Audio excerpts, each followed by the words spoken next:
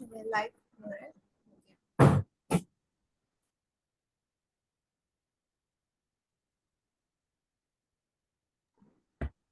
Sir Sikandar live हो गया। Ma'am क्या प्रोजेक्ट वगैरह करवाएंगे या बस स्क्रीन शेयर कर दूं डायरेक्ट? आप स्क्रीन शेयर करते हैं। आर्नो वाली को आपने लॉग इन कर लिया ना वेबसाइट? किसी में कैम लॉगिन करते होगा। चलें ठीक है। ठीक है, हम वही जो हम क्वेश्चन कर रहे थे वो सीजन वाला हम निकाल सकते हैं दोबारा, जो हम लास्ट कर रहे थे। मैम ट्राई कर लेते हैं, कंफर्म मैं कुछ कह नहीं सकता।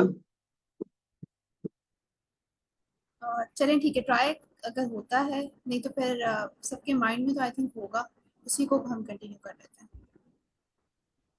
ये तो मैं जरा ये शेयर कर लूं स्क्रीन अपनी।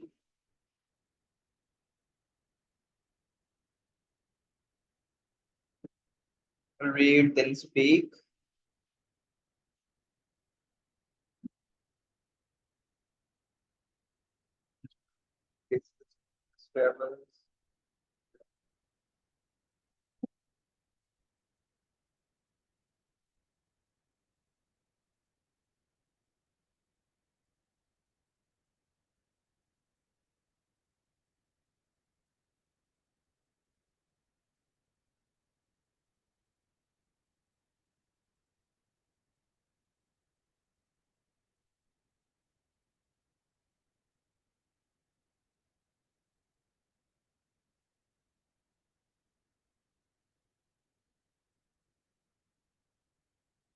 आई थिंक ये नया है, होम टाउन।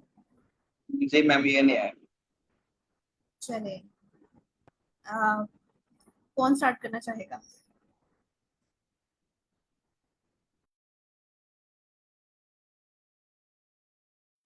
सर सिकंदर आप प्लीज स्टार्ट करें।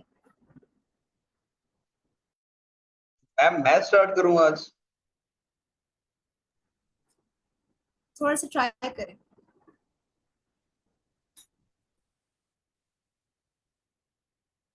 ये तो होम टाउन के बारे में है, ये तो बताना है कि ये कहाँ पे लोकेटेड है, इसके यूनिक फीचर्स क्या हैं। अच्छा तो मैम होम टाउन की फीचर्स बताना है, ठीक है। तो mostly like about it, dislike about it. आप बेशक आप बेशक 1 मिनट ले लें, ब्रेनस्टॉर्म कर लेते हैं एंड देन कंटिन्यू करते हैं। जी मैम मुझे 1 मिनट देते हैं, मैं फिर थोड़ा सोच लूँ फिर बोलते हैं इसके ऊपर। ठीक है।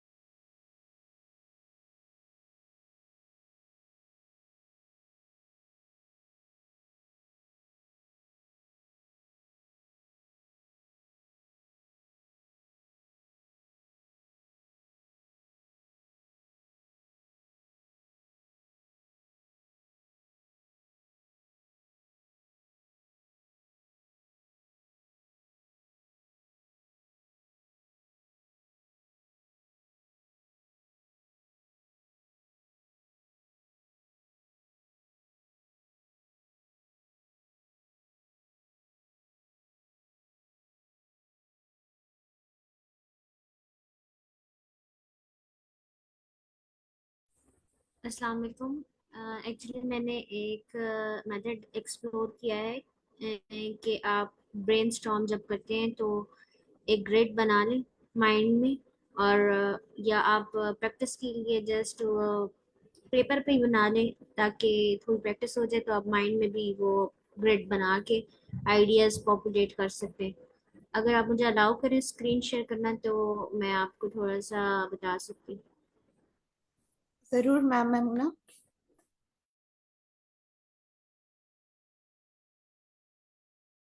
आइडिया जनरेशन में सबको इशू होता है, बिकॉज जब आप देखते हैं तो वो आपसे सही नहीं उस टाइम पे होता। लेकिन वहां पे हमें कोई पेपर वगैरह नहीं गिवन होगा जब एक्चुअल टेस्ट होगा। हम पेन एंड पेपर का यूज नहीं कर सकते वहां पे, तो किस तरह से हम करेंगे, उस लिहाज से आप इसको बताइएगा।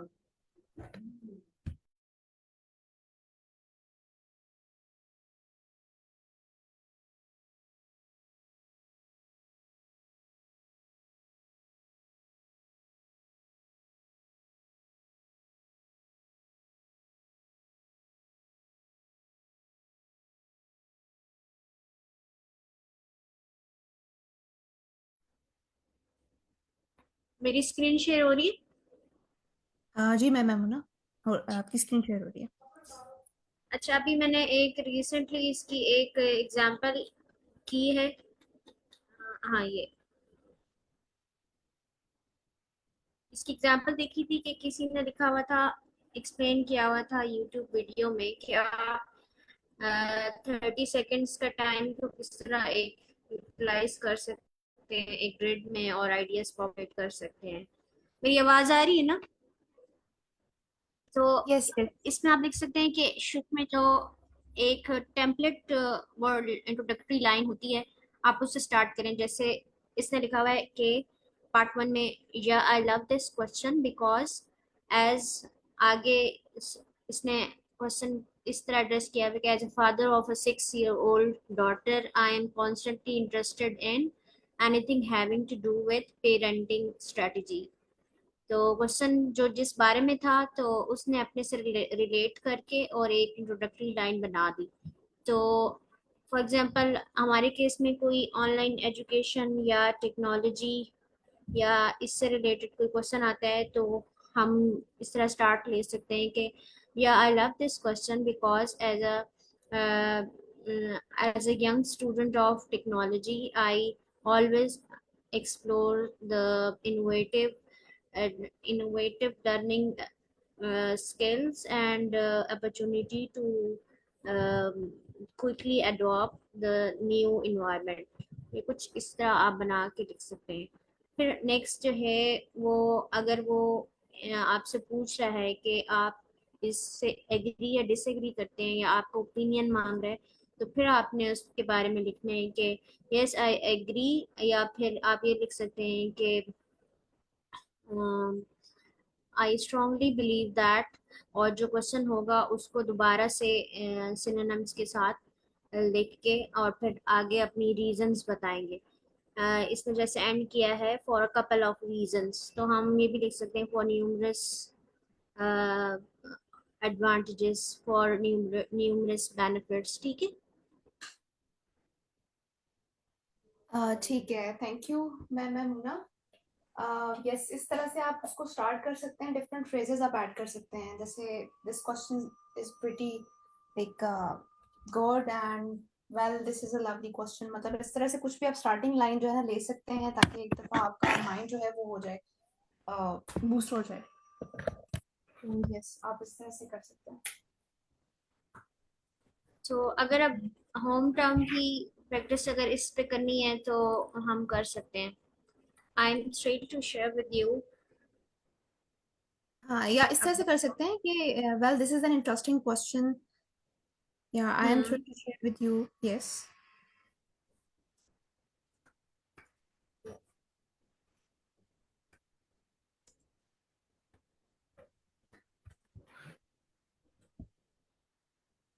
हम्म, about my home town.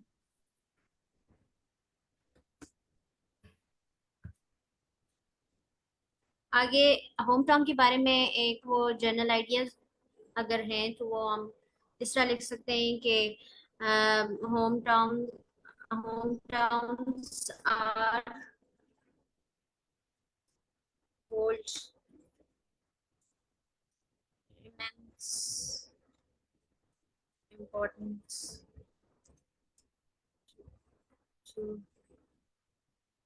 to everyone आएगा।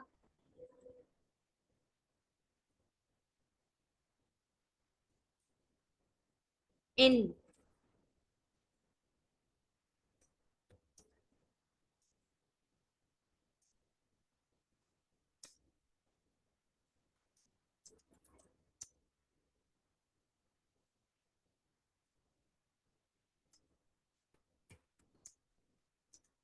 यहाँ पे हमें बोलना होगा तो क्या मैं बोल लूँ या लिखूँ, आप क्या कहती हैं? हाँ, जैसे कि आप बोल सकते हैं, थोड़ा सा explain भी कर सकते आपने कुछ कहा है, आपकी आवाज ब्रेक हो रही है। हैं।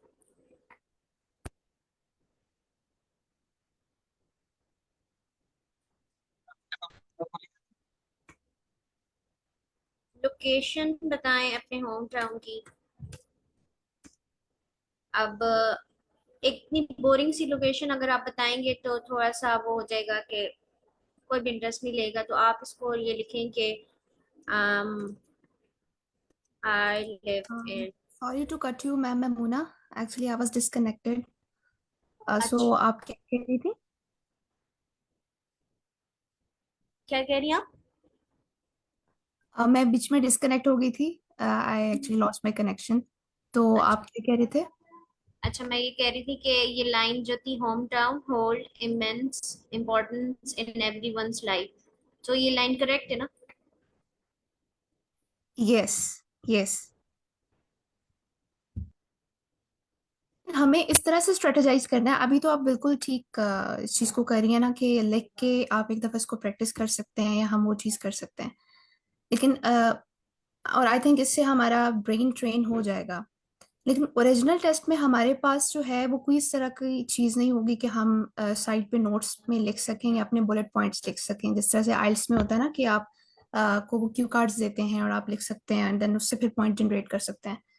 तो इस हम्म। तरह से कोई चीज थोड़ा नहीं सा ये होगी। होगा कि हमें पेपर की आदत हो जाएगी, लेकिन आप ट्राई करें कि आप पेपर के बगैर अगर कर सकते हैं तो मुझे जहाँ तक लगता है कि इमेजिनेशन में हम ये कर सकते हैं कि पहले आपने इसमें ये बताया, या आप जैसे प्रैक्टिस करना स्टार्ट करेंगे ना तो आपको एक वो रिदम बन जाएगी कि आपने शुरू में स्टार्ट कैसे लेना है कि दिस इज इंटरेस्टिंग क्वेश्चन, या I love to talk about my home town, या फिर I am thrilled to discuss with you. इस तरह तो लाइंस हमारे प्रैक्टिस के साथ बैठ जाएंगी जेन में, और साथ ही हम एक जनरल आइडिया आइडिया भी दे सकते हैं कि किसी टॉपिक के बारे में जनरल आइडिया के साथ उसको कंबाइन कर लें। जैसे इधर मैंने किया है कि home town hold immense importance in everyone's life, ये जनरल आइडिया हो गया। और ये जो है आपका एक वो टेम्पलेट लाइन होगी जिसमें आपने बस यही बोलना है, आई am thrilled, this is interesting question, और ये सारा। नेक्स्ट जो है आपने उसकी डिटेल्स में जाना है, डिटेल्स में आप खुद ही बताना शुरू हो जाएंगे कि मैं अब इधर ज्यादा नहीं लिखूंगी, मैं जस्ट वो लिखूंगी, कीवर्ड लिखूंगी ताकि इतना ज्यादा टाइम कंज्यूम ना हो और हम प्रैक्टिस की तरफ जाएं। मैं मैमूना सॉरी मैं आपको कट कर रही हूँ। एक्चुअली यही जो अभी आपने पॉइंट एक्सप्लेन किया ना, यही मकसद था कि आपका एक दफ़ा इस तरह से ब्रेन ट्रेन हो जाएगा कि आप जो इनिशियल सेंटेंसेस हैं वो आप लिख सकेंगे। बट यस ये याद रखें कि ओरिजिनल टेस्ट में इस तरह से नहीं होगा। तो यस, प्रैक्टिस के साथ आप अपने आप को अभी इम्प्रूव करें ताकि ओरिजिनल टेस्ट में आपको आइडिया जनरेशन में ये चीज़ हेल्प आउट करे, क्योंकि वहाँ पे आप ये चीज़ नहीं कर सकेंगे। जी बट बिल्कुल। Still definitely help you out.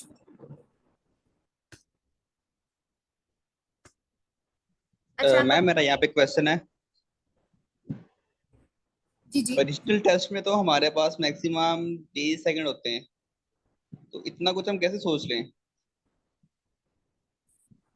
Yes 20 seconds होते हैं। लेकिन आप जो आपकी मेन प्रॉब्लम स्टेटमेंट होती है ना, आपको उसको ब्रेक डाउन करना होता है। लेट्स सपोज अभी यहाँ पे होम टाउन का क्वेश्चन था, तो उन्होंने पॉइंट्स भी दिए गए हैं कि होम टाउन कहाँ पे लोकेशन है उसकी और होम टाउन की यूनिक क्वालिटीज क्या है। तो ये आपके पॉइंटर्स हैं। आपने पूरा सेंटेंस जो है वो नहीं पढ़ना, पूरा क्वेश्चन नहीं पढ़ना, आपने जस्ट उसकी जो मेन क्रक्स है या मेन जो उसकी प्रॉब्लम्स जो या जिनके बारे में क्वेश्चन है, फॉर इंस्टेंस लोकेशन का पूछा गया है, यूनिक फीचर्स का पूछा गया है, तो आप उसके लिहाज से अपने माइंड को जो है वो करें, इन सोल्यूशन मोड लेकर आए। एंड सबसे बड़ी जो बात है कि टाइम को बिल्कुल नहीं देखना, बिकॉज जब आप टाइम को देखोगे तो ऑटोमेटिकली आपका माइंड जो है ना वो उसको पोज करता है। ठीक है, आपका माइंड जो है वो ब्लॉक हो जाता है। तो टाइम को बिल्कुल आपने उस तरह से नहीं सोचना, just focus on the solution at the moment. हमें सर रिजवान ने ज्वाइन, सर रिजवान गफ्फार ने ज्वाइन किया है। सर प्लीज आप कुछ कहना चाहेंगे? जी अस्सलाम वालेकुम एवरीवन। बस मैंने ज्वाइन किया देखने के लिए सेशन कैसा चल रहा है, तो thanks for leading the session. तो डुलिंगो इम्पोर्टेंट है, मतलब हमने देखा है कि आइलेट्स की वाइडर एक्सेप्टेंस है, लेकिन डुलिंगो भी हमारी बहुत यूनिवर्सिटीज एक्सेप्ट करती हैं, और हमारे हाईकोर्ट ग्रुप के काफी स्टूडेंट्स हैं जो डुलिंगो देकर आए हैं। So it's a good opportunity. इंशाल्लाह आप लोग इसमें ट्राई करें, तो मुझे उम्मीद है आप लोग जो है वो 2025 के एडमिशन्स के लिए इंशाल्लाह अप्लाई करेंगे, राइट, यूएस में? Yes, sir. ऐसा ही है? Yes sir. Yes sir. चलें, दैट्स ग्रेट। बिल्कुल, तो मतलब ये एक वन ऑफ द, जिसे हम कहते हैं ना, मोस्ट इम्पॉर्टेंट स्टेप्स है, क्योंकि इसके बगैर हम अप्लाई नहीं कर सकते।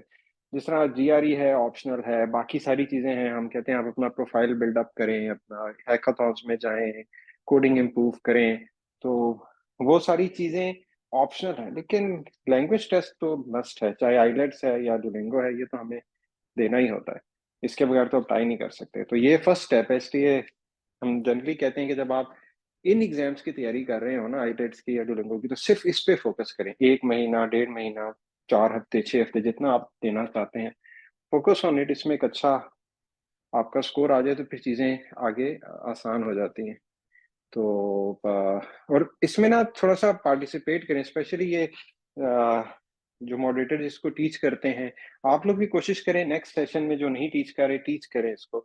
क्योंकि एक तो टीचिंग से हमें पता है कि जब आप कोई चीज पढ़ाते हैं ना, तो आपको उसकी ज्यादा अच्छी समझ आती है। एक, आप थोड़ी सी तैयारी ज्यादा कर लेते हैं। दूसरा, डिस्कशन चूंकि आप लीड कर रहे होते हैं, तो आपको आपकी कंप्रीहेंशन बढ़ती है। और उसमें ये भी है कि कल को जब आप अप्लाई करते हैं, तो आप ये चीज मेंशन करते हैं कि अब जैसा ये लेक्चर रिकॉर्ड हो रहा है, कि आप बताते हैं कि आपने इतने लेक्चर्स दिए हैं, आपने लोगों को पढ़ाया है, तो इसका बहुत पॉजिटिव इफेक्ट होता है। उसकी दो रीजन हैं। एक तो वॉलंटियर टीचिंग है, इसको अप्रिशिएट किया जाता है कि आपको पे नहीं किया जा रहा, फिर भी आप लोगों को पढ़ा रहे हैं, उनकी हेल्प कर रहे हैं, उनको टीच कर रहे हैं। और फिर उसके साथ एक ये भी है कि मेरी आवाज आ रही है? Yes, sir. Yes, sir. हाँ, और उसके साथ ही फिर एक ये भी है, क्योंकि यहाँ पर आप लोगों ने एज ए टीचिंग असिस्टेंट या एज ए रिसर्च असिस्टेंट काम करना होता है, तो उसमें ये एक्सपीरियंस बड़ा काउंट करता है। लोग ये समझते हैं कि अगर आपने टीचिंग की हुई है, अगर आपने ऑलरेडी लोगों को पढ़ाया हुआ है, तो अगर आपके प्रोफेसर आपके जो टीचिंग असिस्टेंट हायर कर रहे हैं, तो इट हैज, तो उनको ये पता होगा कि आपने तो पहले पढ़ाया हुआ है, तो ये कोई ऐसी चीज नहीं है जो आपको नहीं आती, या आपको स्टूडेंट से इंटरेक्ट करना नहीं आता, या आपको स्टूडेंट्स को पढ़ाना नहीं आता, वो चीज आपको सीखनी पड़ेगी। तो ये चीज हमारे लिए इम्पोर्टेंट है। तो इसमें जो पढ़ा रहे हैं मैं, वो बहुत अच्छी बात है। और बाकी भी हैं, नेक्स्ट सेशंस कोशिश करें आप लीड करें, आप मतलब अगला सेशन आप पढ़ाएं, उसमें फिर देखें ना, जब इसका पोस्टर पब्लिश होता है, आप वो पोस्टर सेव करें अपने पास कि मैंने ये सेशन पढ़ाया था। फिर आप ये चीज, इसके जो वीडियो लेक्चर्स हैं उनके लिंक सेव करें। बाद में ढूंढना मुश्किल हो जाता है, ये साथ साथ करते रहे कि इसके वीडियो लेक्चर सेव करेंगे, अच्छा ये फेसबुक पे था या यूट्यूब पे था, और वो फिर अपने रिज्यूमे में डालें। उन चीजों को प्रोफेसर को बताएं कि आपने ये काम इस तरह किया हुआ था। तो सिर्फ अब ये देखें ना कि आप एक तैयारी कर रहे हैं, इसके आपको सिर्फ डुलिंगो की तैयारी नहीं हो रही, आपकी आपका प्रोफाइल भी साथ साथ इम्प्रूव हो रहा है। तो इसको एज एन अपॉर्चुनिटी लें, और इंशाल्लाह जिस तरह अभी हमारे स्टूडेंट्स आ रहे हैं, अभी जो जुबैर जफर है वो परसों पहुंचे हैं, कुछ स्टूडेंट्स अभी, दो हमारी स्टूडेंट्स हैं जो भी इन ट्रांजिट हैं, वो इंशाल्लाह आज पहुंच जाएंगी यूएस। तो इंशाल्लाह नेक्स्ट ईयर आप लोग भी यहाँ आएंगे। तो आप लोग अपनी मेहनत करें, और जितनी हेल्प और गाइडेंस हम दे सकते हैं, हम पूरी कोशिश करेंगे कि आप लोग इंशाल्लाह नेक्स्ट ईयर यहाँ पर हो। ये चलें, आप लोग कंटिन्यू करें। Thank you, sir. Thank you. Thank you, sir, for your time.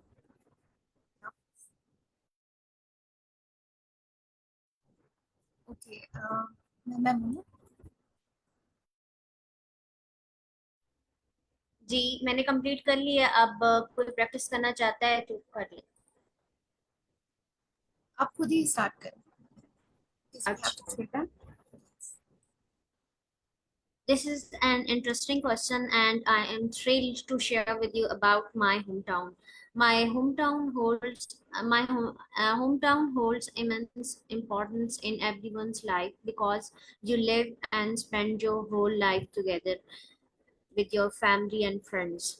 Excuse me It ma'am, is located. जी जी. इसको आप एक दफा बस गो थ्रू करें एंड इसके बगैर फिर बोलें, ठीक है? अब ठीक है.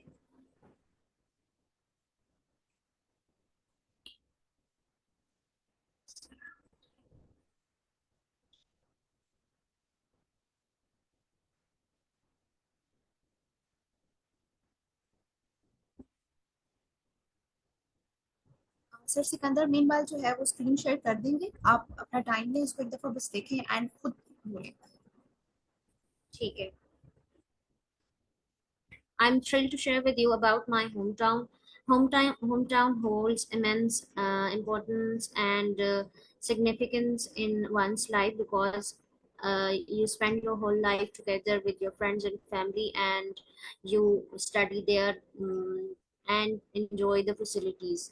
My hometown is located in Punjab, North area, with population around 90,000 to 1 lakh. It is a small city, but it is equipped with world-class facilities, and it offers you the world-class education system. I like my hometown due to several reasons because one of the main reason is that it provides you state-of-the-art health facilities by internationally recognized hospitals with all the facilities available 24 by 7. I also would like to tell about the educational system that is most important for all of us.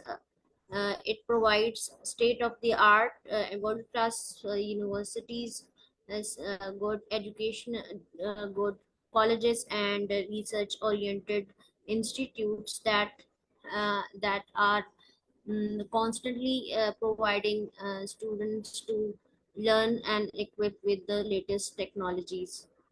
These are the reasons why I like my hometown, and it is famous for these reasons. One thing I dislike about my hometown is the sewerage system. When there is a heavy rain, it gets difficult, and the roads are filled with the uh, rainwater, and uh, pollution, and uh, it it gets difficult with the traffic situation as well. I think our cities government should take this seriously, and overall my hometown is good place to live. Great ma'am ना. बस यही है कि इसी तरह से practice अपने करते जाना है. जो सर सिकंदर का क्वेश्चन था कि 20 सेकंड्स होने हैं तो उसमें हमने कैसे सोचना है, क्योंकि वहाँ पे हमारे पास पेपर पेन नहीं होगा. लेकिन इस तरह से जब आप प्रैक्टिस करेंगे, एक तो ये मेथड है.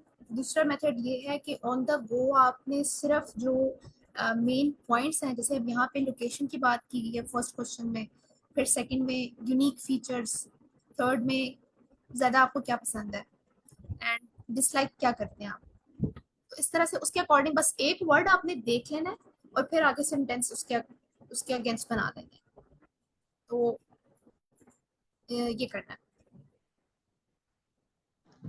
मतलब कि मैम 20 सेकंड में जितना सोचा जाए, बाकी फिर आप स्टार्ट कर दें, जब टाइम स्टार्ट हो तो फिर साथ साथ सोचते हैं और बोलते जाएं. यस यस एग्जैक्टली, क्योंकि फर्स्ट जो है ना वो स्टार्ट लेना मुश्किल होता है. फर्स्ट जब आप करेंगे ना तो ऑटोमेटिकली आपका ब्रेन जो है वो आपको वो करेगा कि okay now this is the answer for the next question. ठीक है, इस तरह से वो फ्लो में आ जाएगा. Okay ma'am.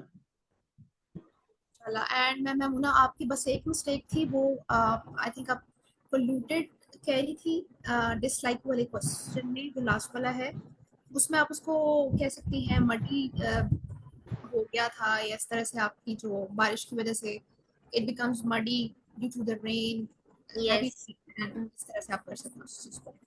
बाकी it was a good attempt. और आपने जेमिनी से प्रैक्टिस की थी? जी, जेमिनी से मैंने 2-3 जो है वो उससे प्रैक्टिस किए हैं। वो मुझे टेक्स्ट देता है और फिर मैंने बोला है। आपको क्या लगता है मेरी प्रोनाउंसिएशन खराब है? कहाँ नहीं, कहाँ वीक होगी? प्रोनाउंसिएशन आपकी अभी तक जो आपने वर्ड्स बोले हैं वो ठीक बोले हैं, बस ये आपने इनकरेक्ट बोला था, मतलब आप उन्हें वर्ड दूसरा यूज किया था। प्रोनाउंसिएशन का मसला नहीं था ये, ओके ओके, कि आपने करेक्ट वर्ड नहीं यूज किया था। ठीक है। जी, प्रोनाउंसिएशन ये होता है ना कि आप एक वर्ड को किस तरह से बोलना है, जिस तरह से होता है। अब मुझे भी खैर इस चीज की वो maybe I am wrong, गलत होता है या गलत होता है, इन मतलब आई थिंक गलत होता है या गलत होता है, इसमें हमेशा मैं कंफ्यूज हो जाती हूँ। तो लेकिन इसी तरह से डुओलिंगो की थोड़ी सी टेक्निकल है फ्लुएंसी, थोड़ी सी, क्योंकि अ, उसके पीछे एआई है। तो एआई को आपने करेक्ट लेटर और एंड साउंड्स जो है ना वो क्लियर बतानी होती है, ताकि आपकी जो फ्लुएंसी है ना, वो प्रोनाउंसिएशन वो यस आपकी करेक्ट रहे। तो यस कुछ एग्जैक्टली। जेमिनी ने मेरी गलतियां निकाली हैं। जैसे एंडिंग साउंड्स जो हैं वो मेरी थोड़ी सी आई हैं गलत। तो ये हम्म, देखना है। यही मैंने बात की थी अपने स्पीकिंग जब स्टार्ट किया था ना, कि आपने क्लियरली बोलना है एंड कामली बोलना है, जल्दी जल्दी नहीं बोलना, क्योंकि वो ना वर्ड्स को आपके जो आप बोल रहे हैं उनको लिख रहा है, ठीक है, उनको ट्रांसक्राइब कर रहा है एआई। तो वो अगर लिखने में इसकी गलती होगी तो you are out of the game.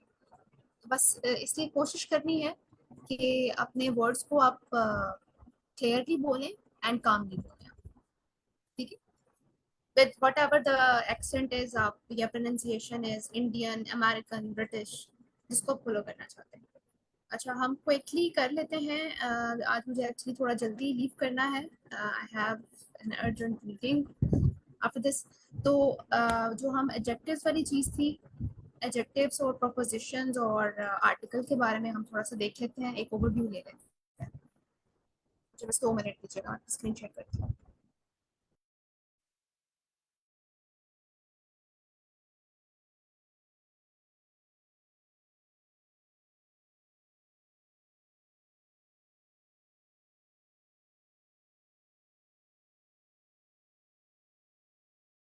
मेरी स्क्रीन शेयर हो रही है? यस मैम, विजिबल है। ओके, अच्छा, इसको स्लाइड शो पे ही लगा देते हैं। एडजेक्टिव्स क्या होते हैं, किसी को कोई आइडिया वैसे?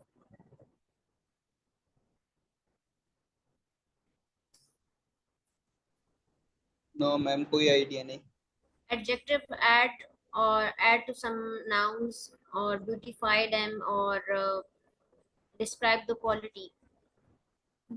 यस, मतलब उसको ना थोड़ा सा, जो आपका होता है नाउन, उसको थोड़ा सा मजीद इनहेंस कर देते हैं। जैसे sir Sikandar is a very nice, is a person, ठीक है।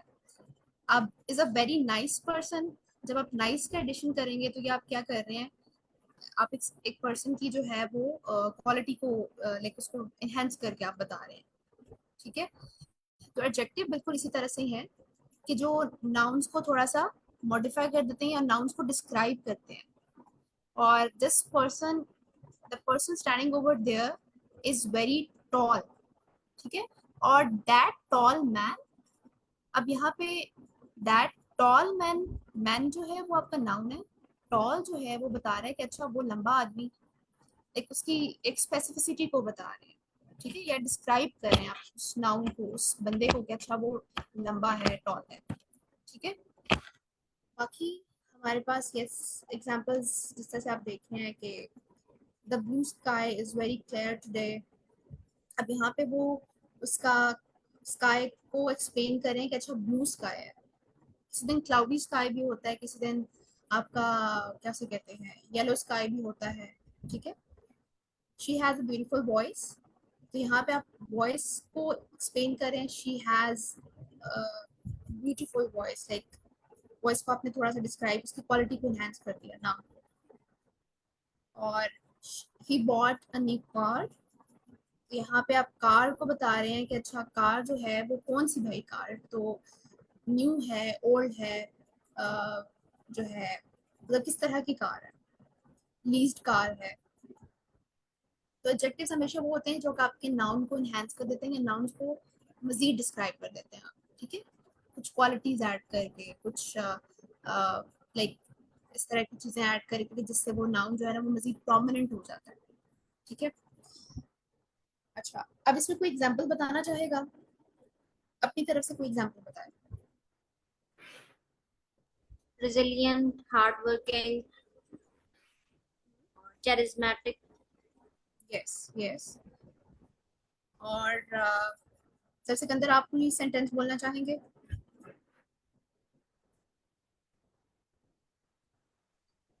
मैम मेरे माइंड में तो यही आ रहा है, he is a kind, he is hard working, ठीक इसी है, तरह के ना। सही है सही है। अच्छा, इसके बाद हमारे पास आ जाती हैं जी प्रोपोजिशंस। ये अब आपने स्पीकिंग में यूज करने हैं, एडजेक्टिव्स या राइटिंग में यूज करने हैं, दोनों तरह में यूज हो सकते हैं, ठीक है। अच्छा, प्रोपोजिशंस क्या है कि जो आपके नाउन और जो दूसरे पार्ट ऑफ सेंटेंस हैं उनके दरमियान एक रिलेशनशिप को डिफाइन करते हैं, ठीक है। और इसमें यूजुअली क्या होता है, वो टाइम बता रहे होते हैं या डायरेक्शन बता रहे होते हैं या लोकेशन बता रहे होते हैं। जैसे the book, like it's a relationship between subject and object, ठीक है। जैसे we will meet after lunch, अब लंच इज द ऑब्जेक्ट, ठीक है, and we will are the subject. तो इस इनके दरमियान रिलेशनशिप को एक इंडिकेट कर रहा है जी टाइम, आफ्टर लंच, या this book is on the table. अब ऑन जो है, ये सारे क्या है, ये प्रोपोजिशंस हैं जो कनेक्ट कर रहे हैं, जो एक रिलेशनशिप को डिफाइन कर रहे हैं, ठीक है। She walked toward the park, ठीक है। अब यहाँ पे भी वो बता रही कि अच्छा वो बंदा जो है, लेडी जो है वो पार्क की तरफ मूव कर रही है। पार्क की तरफ क्या कर रही है, अगर ये बीच में टुवर्ड ना होता तो एक अकेला बस शी रह जाता है और एक अकेला पार्क रह जाता है। तो वो बता रहे हैं कि वॉक है जो आपका वर्ब है, उसको मजीद डिफाइन करें कि अच्छा वॉक करी है टुवर्ड द पार्क, ठीक है। मीन्स के जो आपके ना वर्ब होता है ना उसको ये इनहेंस कर देता है एंड रिलेशनशिप को डिफाइन कर देता है, जो प्रपोजिशन होता है। अब अगर इसकी कोई हम रियल टाइम एग्जांपल लें तो तो मैम मेरा क्वेश्चन है, जी जी। आप मुझे बता सकते हैं ऑन और एट में क्या डिफरेंस है? अच्छा, ऑन जो है वो यूज होता है हमेशा किसी ऐसी चीज के लिए कि जिसमें ना आप हाइट की बात हो रही हो, ठीक है। This book is on the table या this book is on the shelf, like वो जो आप ऑब्जेक्ट सब्जेक्ट है जो आपका, वो ऑब्जेक्ट के ऊपर आ रहा है, लाइक हाइट की इस तरह से बात हो रही है। और एट जो होता है आपका, the bus is on the airport, नहीं, the car is at the airport, airport पर है। अब उसमें आपकी हाइट की तरह से बात नहीं हो रही है, एक आई थिंक मैं आपको पता नहीं से एक्सप्लेन कर पा रही हूँ या नहीं, लेकिन यस ये है कि एक में आप जो है वो हाइट को लेके चलते होते हैं ऑन द टेबल, जिसमें आप रिलेशनशिप को इस तरह से बाइंड करते हैं कि आप एक हाइट का बीच में आ रहा होता है। Scars are in the, I think in the sky होता है या ऑन द स्काई होता है, लेकिन यस ये जो है थोड़ी सी डिटेल्स हैं, तो इसको हम मजीद इनकॉर्पोरेट कर सकते हैं। अभी मुझे जो है यही आपको समझाना आ रहा है कि एक हाइट के थ्रू जो है उसको आप डिफरेंशिएट कर सकते हैं, लेकिन अगर किसी को कंप्लीट इंफॉर्मेशन है तो ऐड कर सकता है। मैं इसको इस तरह से मैम ही आप कहना चाह रहे हैं कि जो लोकेशन के लिए यूज होंगे तो तब एड यूज हो, अगर हाइट के लिए यूज हो तो ऑन यूज होगा? यस, लेकिन इस पे क्लैरिटी, मजीद क्लैरिटी के साथ मैं आपको कल बता सकती हूँ। जी मैम, मैं भी यही चीज कह रहा हूँ कि हमने ये चीज जो बेसिक है ये थोड़ी सी पता चल जाए ना, तो हमारे जो सेंटेंस है वो ठीक हो जाएंगे। अगर हमारे मुझे सेंटेंस ठीक होंगे तो हमारा स्कोर इंप्रूव हो सकता है। ठीक है। आप ना, चलिए कंफ्यूजिंग जो है ना इस तरह से जो है ऑन एड और ये सारी चीजें, इसको हम कल मजीद डिटेल में डिस्कस कर लेते हैं। अभी तो ओके ओवर, मैम। हाँ, इसको हम कल डिटेल में डिस्कस कर लेते हैं। एंड माय मेथड वाज कि मैं इसको इस तरह से लेती हूँ and it usually works, but you have to actually know the logic behind everything. So हम इसको देख लेते हैं कैसे ये वाकई में कंफ्यूजिंग होते हैं, और हमें इसके बारे में इंफॉर्मेशन होनी चाहिए। अच्छा, आर्टिकल जो है ये आपका दा और आ एंड, ठीक है। अब ये एक चीज को, फॉर एग्जांपल,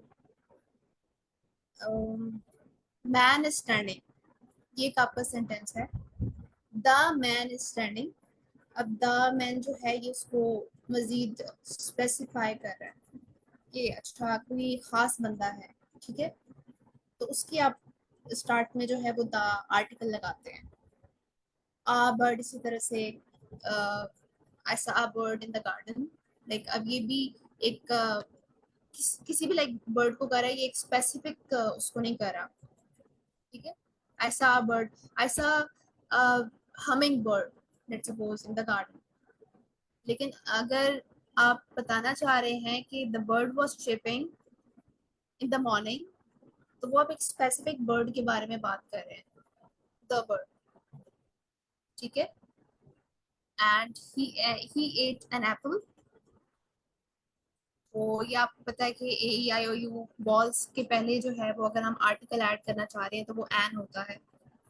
तो yes, he ate an Apple, ये भी स्पेसिफिक, उसको सच नहीं बता रहा, ये कोई भी एप्पल आपका हो सकता है, ठीक है।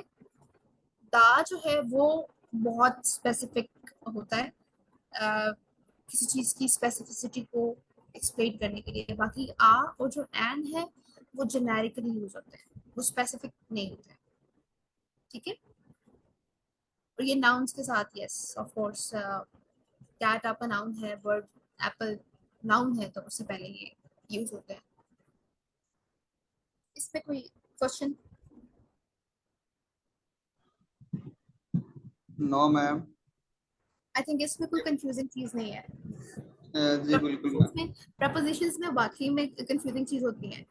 बाय का यूज होता है, थ्रू का, एंड टूवर्ड्स का, ठीक है। हम इसको इन डिटेल में कल इंशाल्लाह जो है ना वो कर लेते हैं।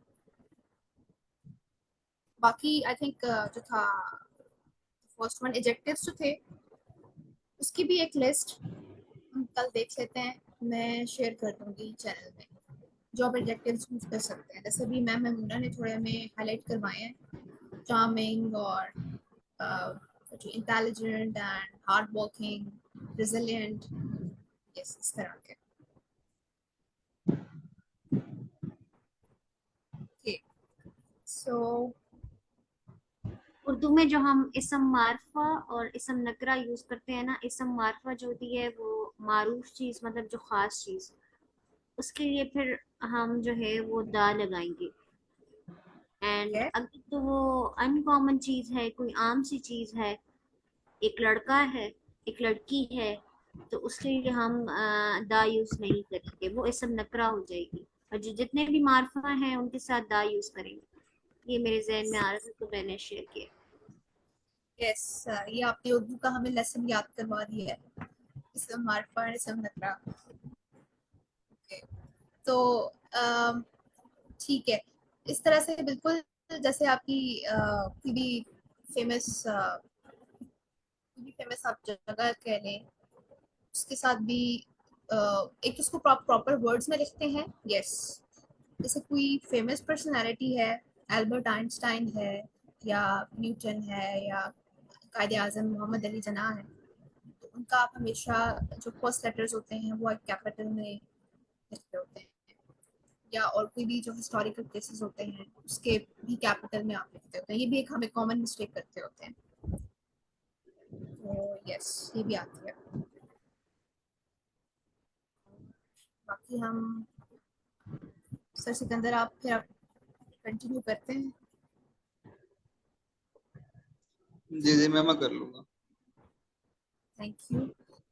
अच्छा, जेमिनाई को यूज करें आप। जेमिनाई से आपको यस मैंने प्रैक्टिस नहीं की, लेकिन जो मैं मुन्ना ने चीज़ मेंशन की है कि आपको एग्जैक्टली वही एक्सपीरियंस मिलेगा जो आपको टेस्ट में मिलेगा, क्योंकि वहाँ पे भी ना वर्ड्स ट्रांसक्राइब हो रहे हैं। So hats off to you ma'am Munna Nisar कि आपने जो है वो एक सोल्यूशन निकाला इसका। That's really appreciate.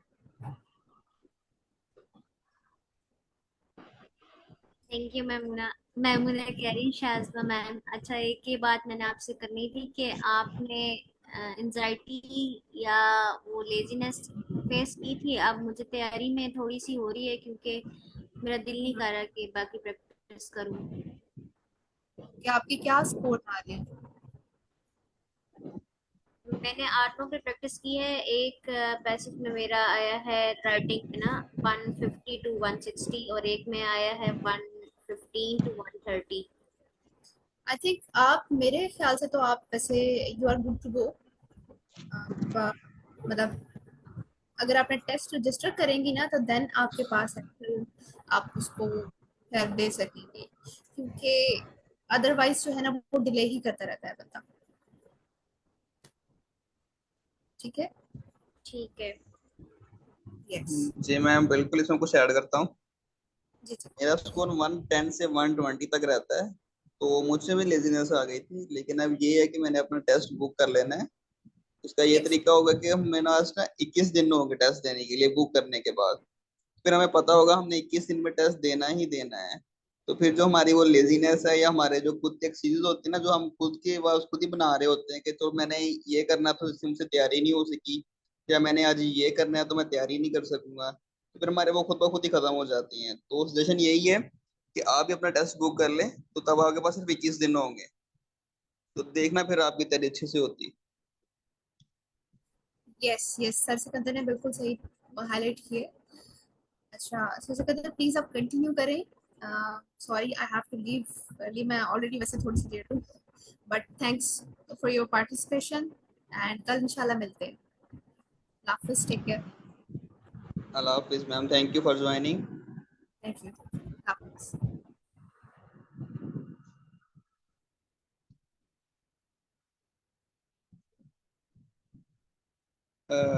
मैम वो ना फिर हम प्रैक्टिस कर लें स्पीकिंग की।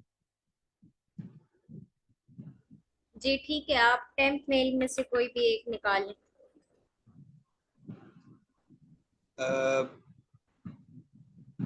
मैम मैंने टेम्पल का देखा है, तो आप चाहे टेम्पल जनरेट करें या वैसे करें, वो आपको एक ऑर्डर में ही देता है। ये ऐसे नहीं कि ये शफल हो गए आते हैं ना हर ईमेल के ऊपर। मैंने भी तो मैंने नोट दो किया है, मेरी मुश्किल टीम्स से नई ईमेल जनरेट, जनरेट। तो तब यही सीक्वेंस आती है, तो हम इसी को कंटिन्यू कर लेते हैं। अच्छा।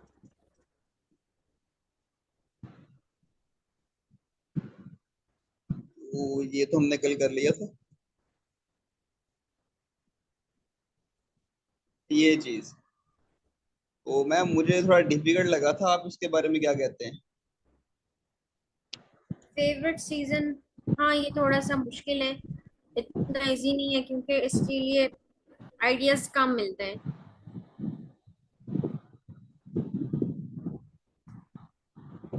फेवरेट सीजन, अब ज्यादा जो आप देखेंगे कि सीजन्स में, विंटर्स में हम थोड़ा कम बोल सकते हैं क्योंकि विंटर्स में कोई आउटसाइड एक्टिविटीज नहीं होती, और लोग जॉगिंग, हाइकिंग, वॉकिंग, ये सारा जो है वो क्लोज हो जाता है। और शॉपिंग में भी नहीं इंटरेस्टेड होते हैं क्योंकि विंटर होता है, रात में बाहर नहीं निकल सकते, और फ्रेंड्स के साथ हैंग आउट भी नहीं कर सकते। तो ये सारी चीजें जिस सीजन में कर सकते हैं वो लिखते हैं। आप क्या लगता है किस सीजन में ये सारी चीजें कर सकते हैं? मैम मेरे ख्याल से तो हम स्प्रिंग के ऊपर बोल सकते हैं। Exactly exactly. तो स्प्रिंग सीजन को फेवरेट सीजन कह दें। सबसे पहले शुरू करेंगे। I am thrilled to discuss with you about my favourite seasons. seasons hold immense importance and provide great opportunity for leisure, entertainment, and outside activities. आप आगे आप ये बता सकते हैं कि I like summer season due to numerous reasons. Firstly, the mm, summers have good weather, good weather की बजाय pleasant weather कह सकते हैं. The surrounding in the surroundings we can observe uh, an array of colors merging harmoniously, different trees, plants, and colorful flowers welcome us whenever we go outside. इस तरह की बातें. Yes ma'am, और मैंने देखा है कि जो स्प्रिंग सीजन में हम इसमें अपनी जो वोकैबलरी है वो भी जरा अच्छे वाली बोल सकते हैं, जैसे वो कल आपने शेयर की थी, तो उसी में से मैं देख रहा जैसे वो आपने देखा था हमने सीजन में, मैं बता देता हूँ कि ये चीजें जो सराउंडिंग में है, लश वाइब्रेंट फ्लावर्स, फॉरेस्ट्स, तो नेचुरल एम्बियंस,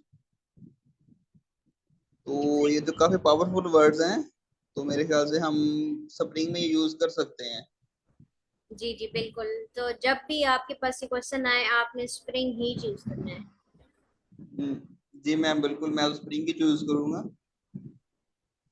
लेकिन मैम मेरे ख्याल से जो ये हमारे पास जनरेट एआई से, सॉरी एआई के जनरेटेड ये टेम्पलेट्स हैं, तो ये तो ओरिजिनल टेस्ट में नहीं आएंगे। एआई की कौन सी टेम्पलेट्स की बात करें आप? मैम ये जो आर्नो वगैरह है। अम, हो सकता है कि कोई क्वेश्चन रिपीट हो सकता है हमें कोई इजी से क्वेश्चंस आ जाएं. एक यूट्यूब पे एक वीडियो थी, इसके नीचे कमेंट आया हुआ था कि मुझे जो है ये क्वेश्चन आया है, इस राइटिंग में मेरा ये क्वेश्चन है. और फिर मैंने आर्नो पे भी क्वेश्चंस ऐसी रेंडमली देख रही थी तो एक क्वेश्चन आया था जिसमें वही क्वेश्चन उस स्टूडेंट को भी आया था. तो आई थिंक आर्नो बहुत पावरफुल है. अगर कोई इस पर सारे क्वेश्चन अटेम्प्ट कर लेता है ना, सारे तो नहीं कोई कर सकता, मतलब ये तो थाउजेंड्स में है, लेकिन 200 या 100 एक हर एक उसमें कर ले तो आई थिंक कि वो अच्छा स्कोर कर सकता है. लेकिन हम इतने लेजी हैं कि आई थिंक कि हम नहीं कर सकेंगे.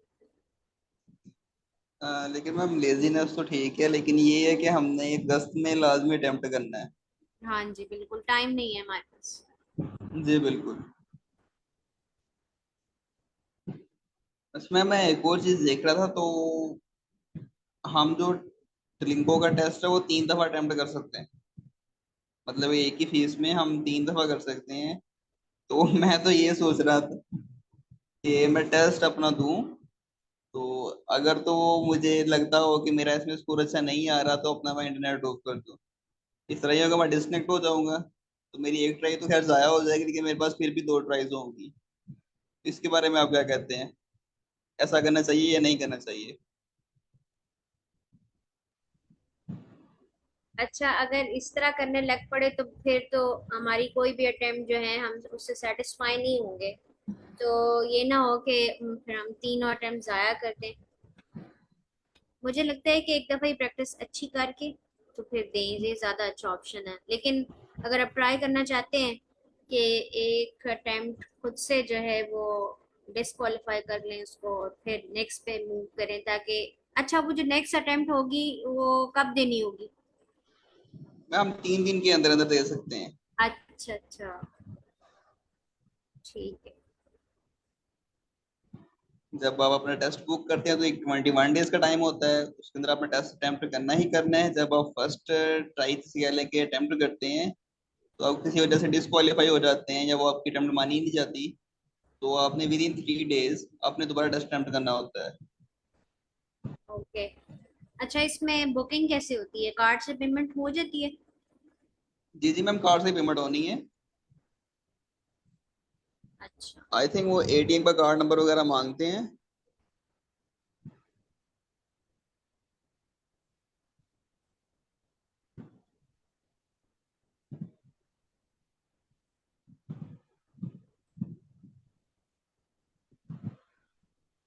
मैं आपको कब कह रहा था कि आप कब देंगे टेस्ट? मेरा आई कीप डिलेइंग, आप देखती हूँ कि क्या करना है। मुझे लगता है कि जल्दी बुक कर लेना चाहिए ताकि थोड़ी सी रिमाइंडर आता रहे कि टेस्ट है, तो ताकि फिर थोड़ा सीरियसनेस आए एक वीक में या विद इन 5 to 6 days। तो मैम मैं भी, चलिए इधर से चले जाते हैं। आप भी तो इसी मैंने, तरह। जी जी मैम, मैंने भी टेस्ट बुक कर लेना है 1 या 2 दिन में, इनके मैक्सिमम संडे तक मैं टेस्ट बुक कर लेना है, ताकि मुझे पता हो मैंने किस दिन में देना ही देना है। हम्म।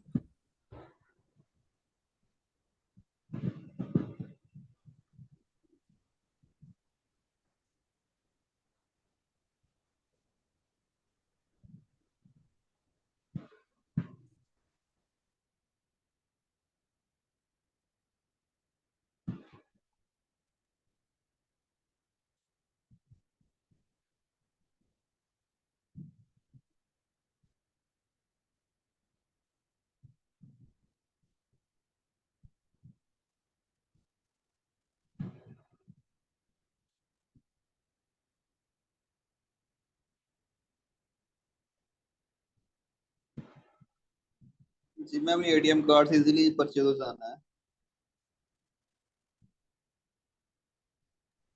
ठीक है, थैंक यू।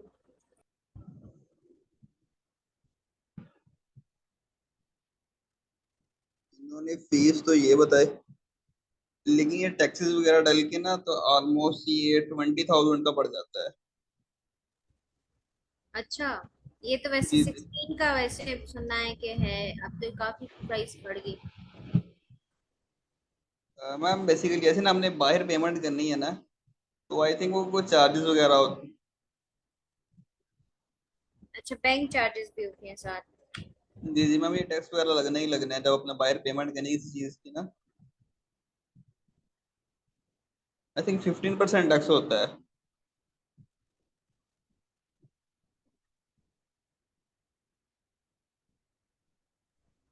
किसी बाहर वाले से बंदा परचेज करवा ले, क्या ऐसा हो सकता है? किसी भाई जी मैम, से? अगर अगर तो वो यूएसए वगैरह में तो करवा लें तो फिर हो जाएगा इजीली। या आपके ईमेल की इंफॉर्मेशन पे कार्ड की पेमेंट होगी ना? नहीं नहीं मैम, इंफॉर्मेशन ईमेल की बेस पे तो नहीं होगी। अब ऐसे एक बंदे ने ईमेल बनाई पाकिस्तान में बैठकर, फिर वो सऊदी अरब चला जाए किसी काम की वजह से और वहां से पेमेंट करे, तो फिर ईमेल की बेस पे तो नहीं ना होगी। नहीं, ये रिकॉर्ड आपकी ईमेल के उसमें सेव हो जाएगा ना, कि कोई बंदा मेरी ईमेल पे कोई बाय करे तो मेरी ईमेल के साथ ही एक लग जाएगा कि इसने बाय किया हुआ है। तो जब मैं लॉगिन होंगी तो फिर मेरी ईमेल आइडेंटिफाई नहीं नहीं करेगा। मैम,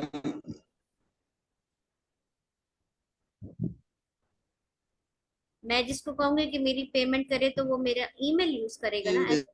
बेसिकली आपने अब अपना कार्ड देना है ना, एटीएम कार्ड नंबर देना है, तो उस बेस पे आपको टैक्सेस वगैरह पड़ेंगे कि आप कौन से कंट्री में और आपके कंट्री ने कितने परसेंट टैक्स लगाया हुआ है इस चीज के ऊपर।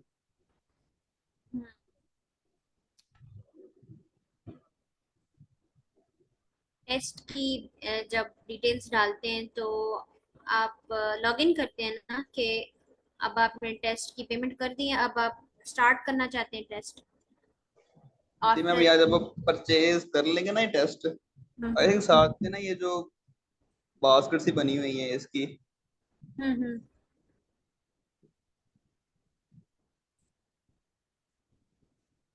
क्रॉस का निशान आ रहा है एंड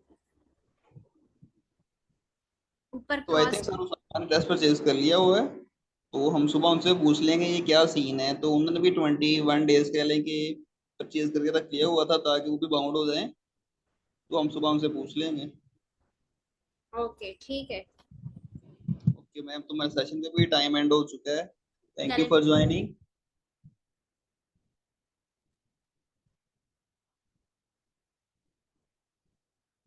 अल्लाह हाफिज, इंशाल्लाह मिलते हैं सुबह के लेक्चर में।